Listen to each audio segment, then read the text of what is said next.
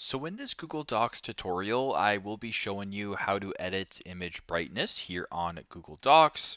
So if you have your image, which I have right here, go ahead and select it. Once you're on this screen, just go to the bottom to where there's these three dots, and then go ahead and select all image options. Once you're on this screen right here, if you were to go down to the adjustments tab right here, you can go ahead and edit the image brightness like this. If I were to go ahead and reset this, you can slide the bar to the right to make it more bright. You can slide it to the left to make it left or to make it less bright.